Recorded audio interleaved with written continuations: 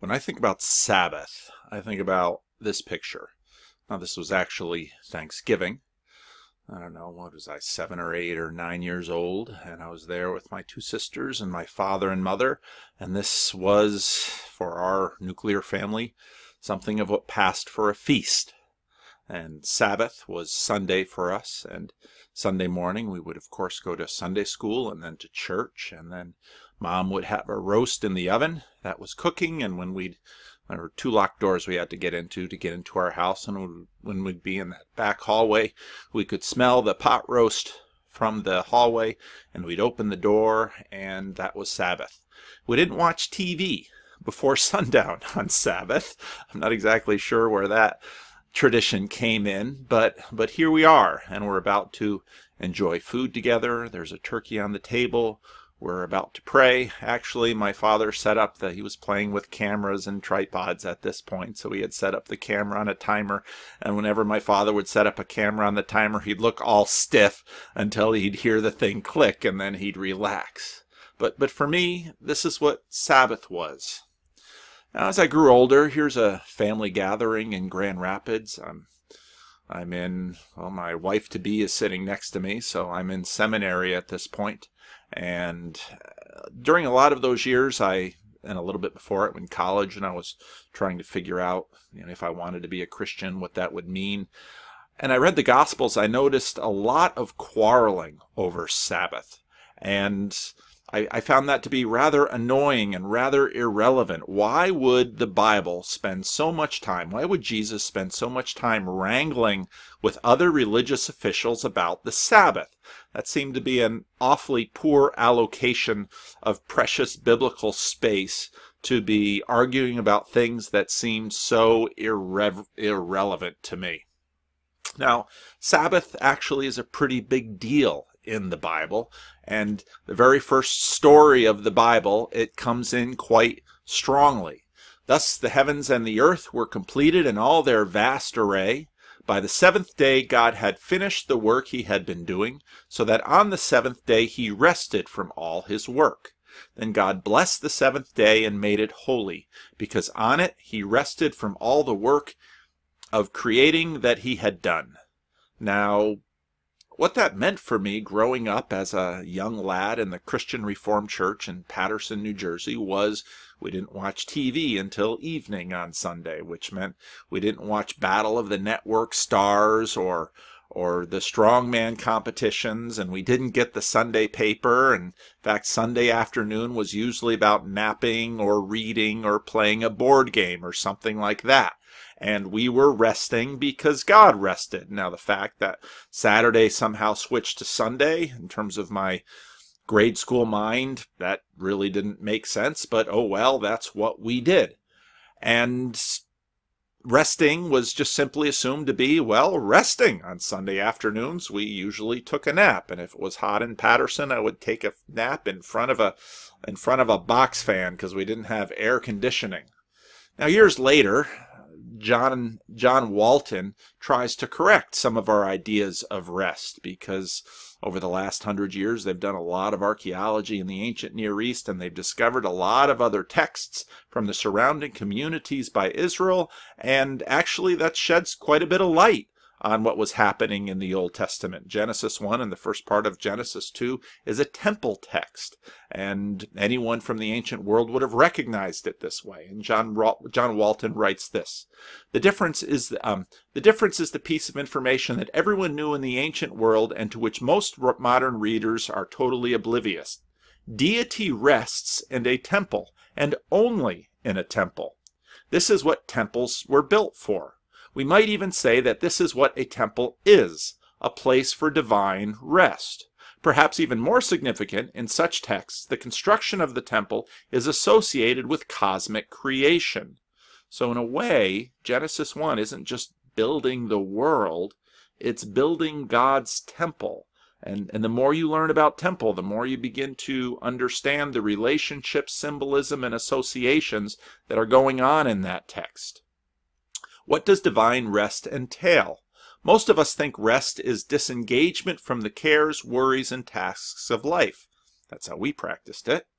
But what comes to mind is sleeping or taking an afternoon nap. But in the ancient world, rest is what results when a crisis has been resolved or when stability has been achieved, when things have settled down. It's the denouement of the story. The crisis is over, and now happily ever after can begin. Consequently, normal routines can be established and enjoyed. For deity, this means that the normal operations of the cosmos can be undertaken. This was more a matter of engagement without obstacles rather than disengagement without responsibilities. Well, then why on earth did we celebrate Sabbath the way we did? Well, it wasn't unbiblical, because part of what we did every Sunday in church was usually recite the law, and most of the time it came out of Exodus 20. And I learned this in the Revised Standard Version, so if I make a word slip up here, it'll be because I'm reading from memory instead of my eyes. Remember the Sabbath day by keeping it holy. 6 days you shall labor and do all your work, but the seventh day is a Sabbath to the Lord your God. On it you shall not do any work, neither you, nor your son or daughter, nor your male or female servant, nor your animals, nor any foreigner residing in your towns. For in 6 days the Lord made the heavens and the earth, the sea, and all that is in them, but he rested on the seventh day. Therefore the Lord blessed the Sabbath day and made it holy. By making it holy, he set it apart. But what they did was stop working. Now, as a young boy growing up in Patterson, stop working seemed, well, do I do my homework on Sunday? And actually, when I was in college, I started a spiritual discipline of not doing homework on Sunday, which was quite countercultural even at the Christian Reformed Calvin College where I attended, because usually Sunday was for cramming and Saturday was for enjoying. So maybe maybe they were better Sabbatarians than I was. But I began to associate what this rest was involving was ceasing to earn your living. And part of that came from the stories that came out of the desert wanderings and manna. You see, every day they were told to go out and collect their manna, and some enterprising people decided, well, it's kind of a pain to go out and collect manna, so I'll collect twice as much as I need for myself on one day, and I'll just have something to spare the next day, and I'll take the day off. And what they discovered was that the manna was wormy the next day. And then God said, on the 6th day, go out and gather a double portion, so you have something to eat the next day. And people said, now, wait a minute, I tried this once and it didn't work, little scientists that they were. And so they decided they wouldn't collect a double portion, because who wants a pot full of worms? And lo and behold, the people who had done what was told them had perfectly good manna to eat on the Sabbath, and the others went away hungry. Well, what was going on there? Was it miraculous? Sure. But what was the point of it? And in fact, what was manna? In fact, manna means what is it? Because they didn't know what it was. And what is Sabbath? Now, until the Babylonian destruction of the temple, Sabbath was not working, as we just saw in the manna story. But after the destruction of the temple, Jews began to gather in synagogues. They no longer had a temple. And they held services for prayer, Torah reading, and teaching on the Sabbath. Now Torah reading in many ways replaced the sacrificial system, because they were not allowed to do sacrifices apart from the temple. And since the temple was destroyed, they couldn't do sacrifices there. So this begins the long, slow change from temple worship to synagogue worship, and observance of the Torah or the law replaces in some ways the sacrificial system. But now, in the midst of the first century culture war, the Jewish people mostly lived, ever since really the Babylonian exile, the Jewish people mostly lived under pagan empires. And they were constantly faced the threat of assimilation and the destruction of their culture and their religion. So religious leaders were constantly trying to preserve their culture and religion, and the way you do that is by preserving boundary markers. And so certain practices and certain observances were boundary markers. And for growing up Christian Reformed, for my parents and our household, not watching TV until after the evening service was a boundary marker. Not getting the Sunday paper was a boundary marker. Now, after we all went off to college, apparently my parents moved the boundary markers because then they'd get the Sunday paper and then they'd watch TV any old time during the Sabbath. But when we were young, they were still observing it. And we wouldn't go out to eat on Sunday and we wouldn't go to the supermarket on Sunday. We were good CRC Sabbatarians before the big slide that tended to happen in the 80s and 90s. And the way you maintain this in your group when you're attracted to things like the Sunday funnies, as I was as a kid, and other people in church were getting the Sunday funnies, just not us, was you use social pressure. And you use social pressure to keep everybody in line. You reward the behavior you want, and you use whatever measure you have to discourage those who don't. Now enter two stories about Sabbath observance from the Gospels. And how do we interpret them? One Sabbath, Jesus was going through the grain fields, and his disciples walked along. They began to pick some heads of grain. The Pharisees said to him, "Look, what you are doing is, what they are doing was, look, why are they doing what is unlawful on the Sabbath?" You get the sense in these stories that the Pharisees are constantly watching, because they're looking to find fault, they're studying, they're trying to figure out who Jesus is, probably trying to figure out if he'll be useful for their culture war or if he'll be a liability. Because if you're fighting a culture war, that's usually the matrix. If people fall in line, you praise them. If they step out of line, you punish them and you destroy their reputation. So now there were rules in the Old Testament about gleaning, and it was said that others could go through the field and they could grab things that had fallen behind the gleaners, or they could just kind of harvest in hand. And this is what the disciples were doing. Now, harvesting was not permitted on Sunday. So here we kind of have a test case, which is a little bit gray. But Jesus' answers sort of confuse things. He answered them, "Have you ever read what David did when he and his companions were hungry and in need? In the days of Abiathar the high priest, he entered the house of God and ate the consecrated bread, which is lawful only for the priests to eat, and he also gave some to his companions." Now, this is a very interesting story out of the book of Samuel, and Jesus is right. This was unlawful to do, and Abiathar does it. And there's no real explanation given except need why David should be given this bread, which was only lawful for the priests to eat. But Jesus basically says this is allowed to be done. Now what usually jumps into our head is practicality. So therefore, if there's a practical need, it's important. It's okay to set aside the rules. And there are in fact many rules like that. If your cow falls into a pit, you pull it out. And it was proper to save life on the Sabbath. And we in the CRC tried not to work, but we understood that the policemen and the firemen and the doctors and the nurses and the preachers all worked on Sabbath for the good of the people. That's a rather low-resolution, shallow view of the Sabbath. And then the question is this really what Jesus is talking about here? Then he said to them, "Sabbath was made for man, and not man for the Sabbath. So the Son of Man is Lord even of the Sabbath." Now there's a little bit of tension there, because on one hand, the practicality rule seems to come to the front that, well, if this is good for people, then it's okay to do. Well, but then what is the point of the boundary markers? What is the point of not getting the Sunday paper? What is the point of not watching TV until sunset after church at night? We were allowed to watch The Wonderful World of Disney. The second sentence, the Son of Man, well, now we're back into this Daniel 7 figure, where Jesus is identifying with this figure in the book of Daniel who's given an eternal kingdom, and he's given great authority.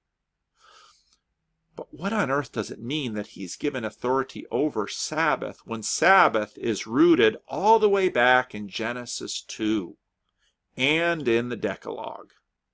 Does the Son of Man have this much authority? And how can we understand the logic with which he's ruling over the Sabbath?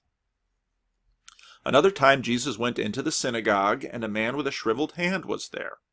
Some of them were looking for a reason to accuse Jesus. So they watched him closely to see if he would heal the man on the Sabbath. Jesus said to the man with a shriveled hand, "Stand up in front of everyone." Jesus knows exactly what they're thinking. Then Jesus asked them, "Which is lawful on the Sabbath, to do good or to do evil, to save life or to kill?" Now, here again, we start to wonder, well, is it the practicality rule? Is it the beneficence rule? Clearly, they didn't want to say anything. They remained silent. What they're playing for is the crowd, and so that's their game. And so they're not really ready to take Jesus on in public because they know he's popular, but they're going to try and stab him in the back privately. And they don't want to be called out as fools to say, well, you can do bad on the Sabbath but not good, that you can kill on the Sabbath but not save life.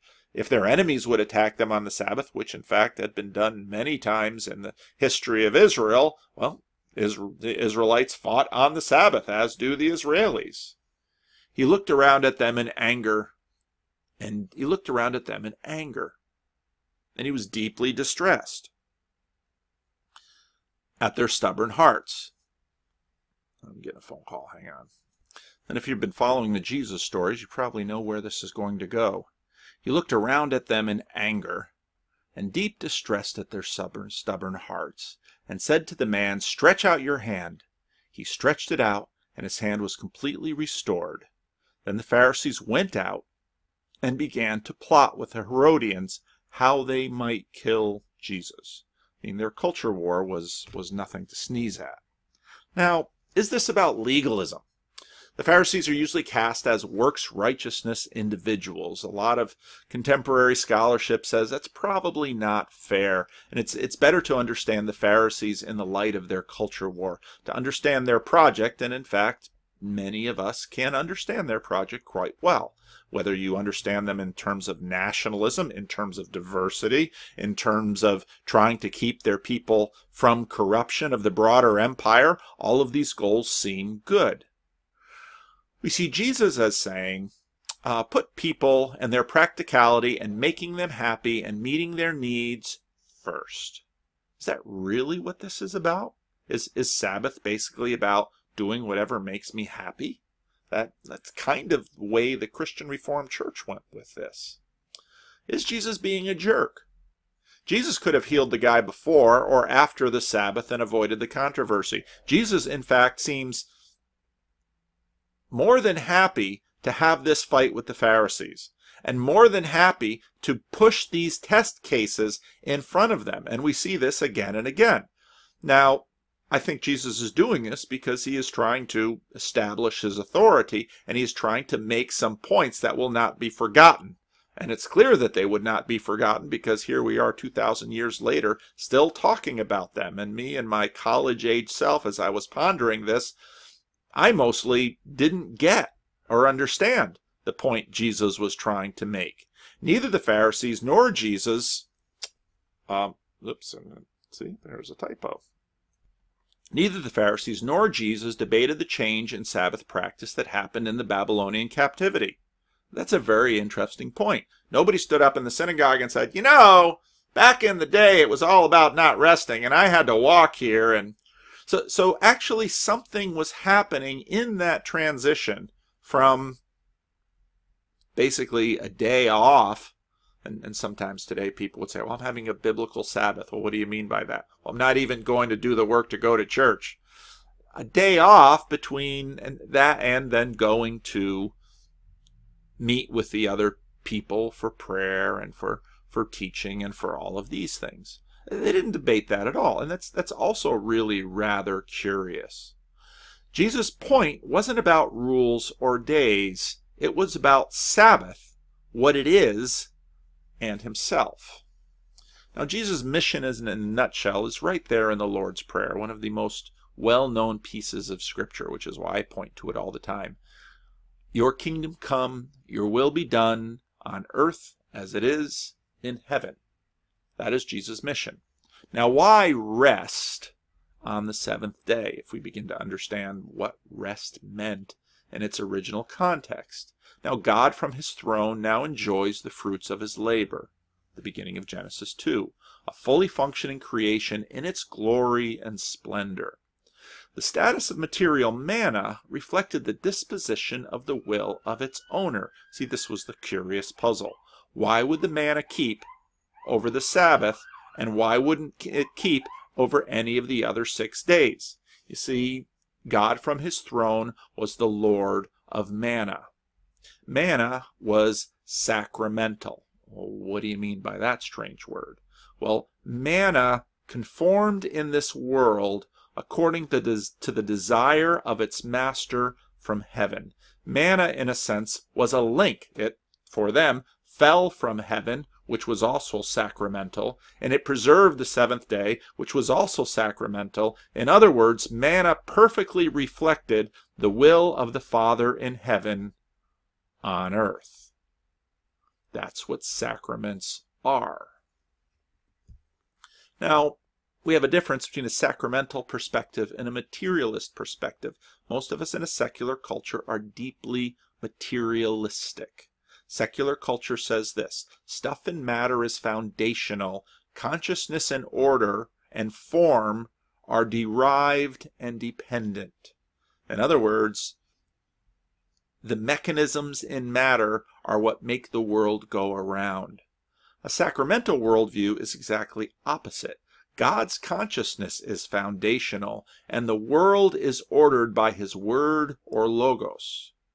Notice in Genesis 1, how does God create the world? We tend to look at secularist views of creation. Well, this happened, and this happened, and this caused this, and this caused that, and that caused that, and that caused that. What happens in Genesis 1? God speaks, and the matter conforms. In John 1, you introduce the idea of the logos, which is the mind, then the word, creating habitable order out of the chaos of the tohu wavohu. Jesus' mission is to bring a rebellious world into alignment with his Creator. Thy kingdom come, thy will be done on earth as it is in heaven. Now here in these 2 Sabbath stories, the on-the-way gleaning of the disciples, now remember they couldn't fast with Jesus, we talked about that last week, was reflection of the Master's concern for their well-being. They couldn't fast around him. They needed to celebrate. And if all they could afford was meals on wheels, gleaning in the field, that's what they did. The shriveled hand must be mended, just like the unclean spirit in Mark chapter 1 must be cast out. The shriveled hand must be mended to be in sync with the Maker's desire for what the hand should be. This should happen on Sabbath. This is what Sabbath means. Everything in Mark, in fact, up until this point, has been about this. Thy kingdom come, thy will be done on earth as it is in heaven. The sacramental realization of God's will in the midst of his rebellious planet. But we look around and we say, well, where is his kingdom? U2 sings, is there ever going to be peace on earth? How can creation be restored or renewed when many of our attempts actually make things worse? The gleaning of the grain and the healing of the hand were only sacraments, signs and seals of the age to come. And this is why the disciples couldn't feast among Jesus. He was, in a sense, what he was maintaining around him, what he was creating around him, was this little bit of the kingdom of heaven come near. And the question is going to be, will Jesus let the rebellion pierce his distortion field, or actually his recreation field? John 12 has a story like this. Now there were some Greeks among those who went up to worship at the festival. These were likely Jews from the diaspora who were coming down just for the festival, and they were Greek speakers, and that's why they're called Greeks. They came to Philip, who was from Bethsaida in Galilee, with a request. Sir, they said, we would like to see Jesus. We've heard about this redemption field, and we want to see the man that creates it. Philip went to tell Andrew, Andrew to Philip, in turn, and Philip to tell Andrew, Andrew and Philip then in turn told Jesus. It sounds like they're a little scared. They needed a little team to talk to him. Jesus replied, "The hour has come for the Son of Man," there he is, "to be glorified." That sounds like what? Is everything going to become new right away? Very truly, I tell you, unless a kernel of wheat falls to the ground and dies, it remains only a single seed. But if it dies, it produces many seeds. Anyone who loves their life will lose it, while anyone who hates their life in this world will keep it for eternal life. Now we're beginning to sense some of the drama around Sabbath, some of the withholding and yet feasting, some of the anticipation by longing. How do we live it out? Well, here are my sisters. The one that died is the one over holding the dish. And when we were camping, we had this little pot to do the dishes in, and if you didn't clean your dish off well, that little pot of water got very dirty, and it was very gross for cleaning the dishes. And here is my sister complaining that someone left way too much food on their plate, and now she has to deal with the aftermath. And my other sister's looking a little guilty, but I don't intend to point the finger. Could very well have been me. Well, what is this world like? Well, this world is a lot like this. And the dishwasher is very un-Sabbath-like. And we don't know what to do with it. And we don't like living that way. And so in our hearts there's a longing for Sabbath. And we know it. It's built into us. Well, we have to die. And in a sense, what my poor sister has to do is put her hands in the water. But one day a week, we put our hands in the water 6 days. We begin to stop imagining that we are the Sabbath bringers.